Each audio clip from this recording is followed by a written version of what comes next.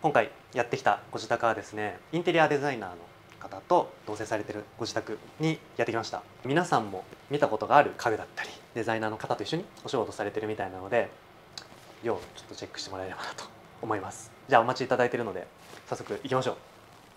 よろしくお願いします。お願いします。今回のゲストは慶之助さんと冬菜さん。空間デザインの仕事をしている中島と申します。デジタルファームで、サービスデザイナーの仕事をしています冬菜と言います。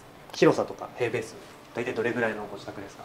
平米がだいたい44平米で間取りが 1LDK ですかね。まあ多分家具とかもたくさんあると思うんですけど、なんかリビングもそうですね、少し変わったレイアウトですよね。リビングとダイニングを一緒にしてるみたいな感じで、テーブルとソファーとっていうのをこうやって並べておいてる感じですね。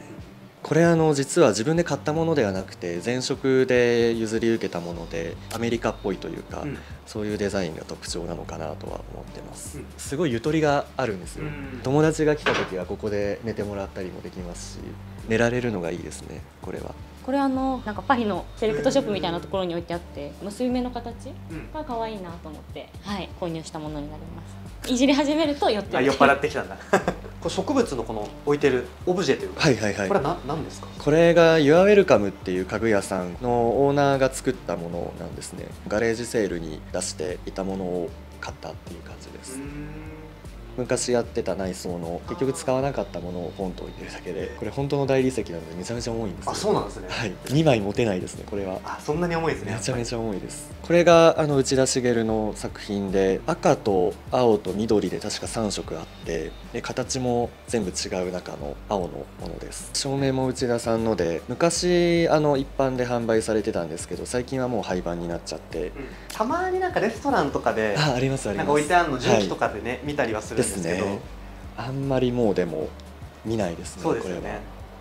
多分ね、ここまで聞くと分かる方もいると思うんですけど、内田デザイン研究でお仕事をされてるという、今ホテルの内装案件だとか、マンションだとか、そういう物件が多いですね。ビルパラッツォっていうホテルがあって、ずっと行きたいと思ってて、内田事務所の面接が決まってすぐ予約して、面接の前日に行ったんですよ。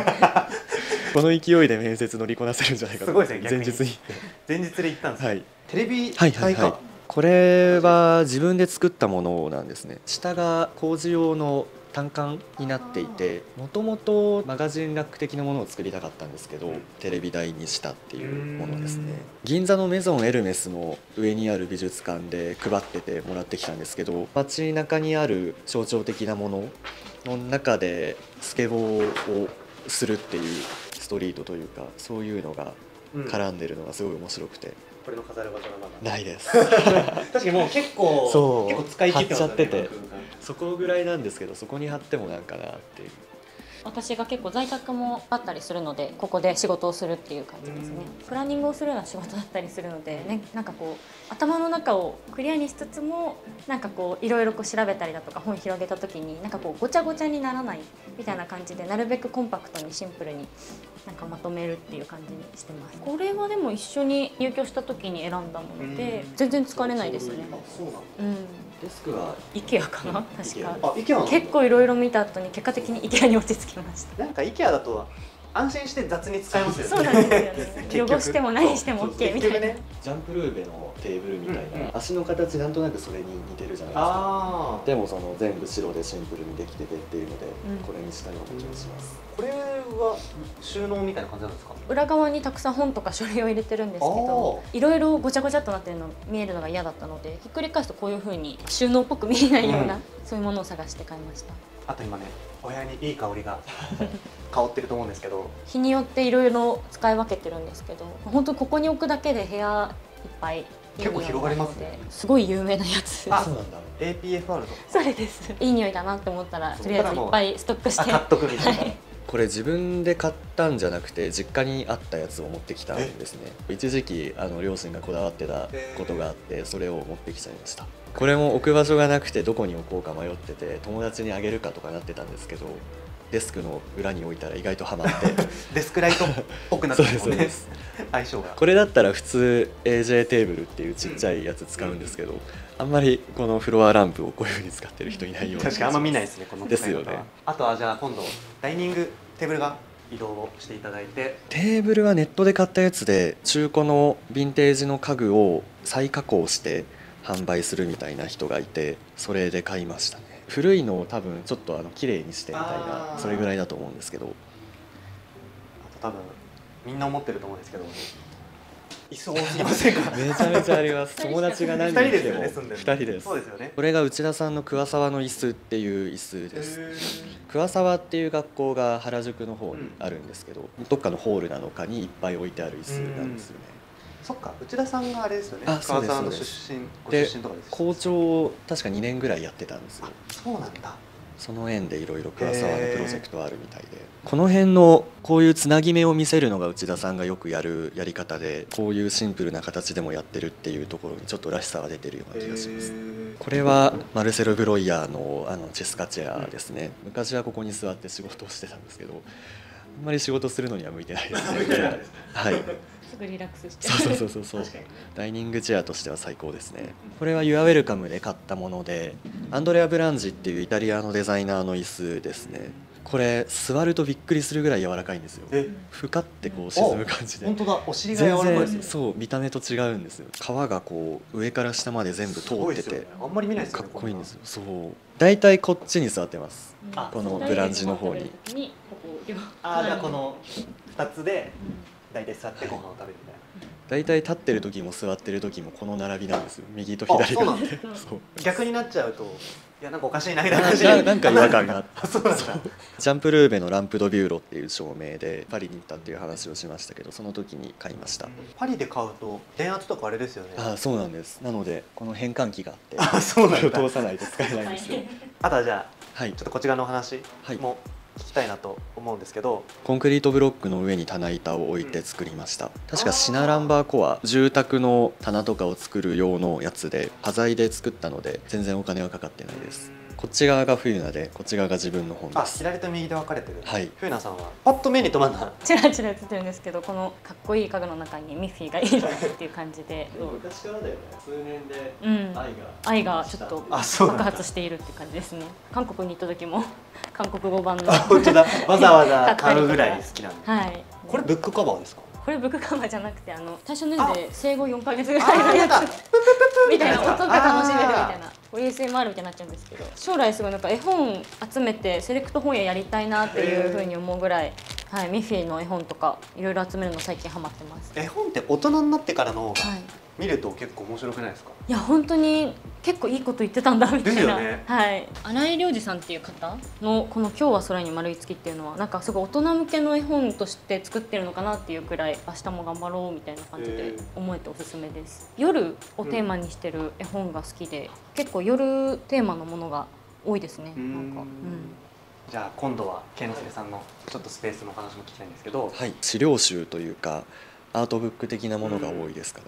近藤康夫さんっていうインテリアデザイナーの本なんですけど、インテリアってセンスじゃなくてこんなに考えてるんだっていうのを初めて知った本なんですよ。思いつきでパッとやってるように見えるけど実は全然そんなことなくて、それからこう建築行くかインテリア行くかで迷ってインテリアに決断したぐらいのきっかけの本でしたね。あとこれ何ですか？クリニャンクールの飲みの市で買ったものなんですね。2人で見てすぐ買おうって言って買ったんですけど、持って帰ること何も考えてなくて結構大変でした。これはあとちょっと僕が気になったのは石は買ったものじゃなくて持ってきちゃうんですよ。パクってきちゃう。はい、旅行行くとそのお土産で石をよく持ってくるんですよね。おじいちゃんが好きだったんですよ、石集めるのが。そうなんだ。いっぱい置いてあって、石の後ろを見るとセロハンテープにどこの石何年って書いてあっていいなと思って、多分それで昔からやってるんだと思います。根府川の近くの石だったと思います。江ノ浦測候所があって根府川石が近くで取れるんですけど、それに近いので根府川石なんじゃないかなと思うんですけど、ちょっとわからないですね。屋久杉の板なんですね。屋久杉ってもう伐採が禁止されてて、市場に出回ってるものしか販売されないんですね。一輪挿し老冬菜が買ったのでそれと合わせてちょっと今みたいにこう立てて、ちょっとここに今刺してるんですけど、こうやってそうです、刺してます。でこのお隣、はい、このこれはこれとこれがセットになってる。セットになってます。ガラスじゃなくてアクリルのパネルなんですけど、ネオンも全部セットになってる重機ですね。ビューティフルワイルドトラブルメーカーって書いてます意味はよくわからないんですけど、大きくてどこにも置き場がないポスターとかをこの後ろに置くようにしてます。あ、もしかしてここで右と左でこれも分かれてますそうなんだ。この辺とか普段使ってらっしゃるアクセサリーとかですか？アクセサリーは親戚に作ってもらったリングで、中がターコイズなんですけど、その側が銀じゃなくて全部プラチナでできてて、あ、そうなんだ。プラチナ柔らかいので自分の指の形にもうフィットしちゃって、こういう指の形してるんですねリアンっていうブランドの知り合いの先輩がやってるブランドなんですけど、これが一世三宅のデザインが吉岡徳仁さんで、こういう透明なものが得意なデザイナーさんですね。これ金額も安いので買いやすくて綺麗でいいと思います。これセットとかありなんですね。時計と側がセットです。ダニエル・アーシャムっていうデザイナーで、布の形を別のもので作るみたいなのがうまいアーティストさんですね。じゃあ今度フェナさんどうですか？この辺りはまたさっきとちょっと変わったアイテムとか何かあったりもしますか？基本的になんかもう好きなもうミッフィー愛が溢れてるところなんですけど、パリで買ったもの、この辺とか、あとこのキャンドルが置けるようなものだったりとか、これとかなんか北海道の富良野でなんか多分石を切り出したもの、石を切り出してる、はい、綺麗だなと思って買ったやつですね。でこれはアートディレクターをしている友達がデザイナーもやっていて、それでその子のところで買ったんですけど、私たちなんか2人とも卓球するのが好きで、なんかちょっと思い出にもリンクするからいいねってことで購入しました。あとちょっとシンガポールかななんかグリッターのミッフィーとか旅先で集めたものを置いてます。旅先の話、お二人ともいろいろ出てきたと思うんですけど、なんかそれぞれ行ってよかった国とかなんかありますか？イタリアのナポリはすごく良くて、とにかく食事が美味しいんですよ。多分 2.2 ミリとかのパスタを2.2ミリって太いですね。めちゃめちゃ太いです。普通 1.6 とか 1.7 とか、ローマに行く予定が延泊してナポリ日数増やしちゃって、結局ローマの遺跡何も見れなかったです。そうなんだ。ナポリを経験してからイタリア巡るとちょっと物足りないかもしれないです。本当に美味しかったです。結構私なんか大分の別府が好きで、旅先でちっちゃいサイズの日本酒買うことが多くて、結晶っていう日本酒は今まで飲んだ中で一番美味しくて、新品も常にストックしてあるぐらい行くたびに何本か買ってる。行くたびに買ってる、はいですね。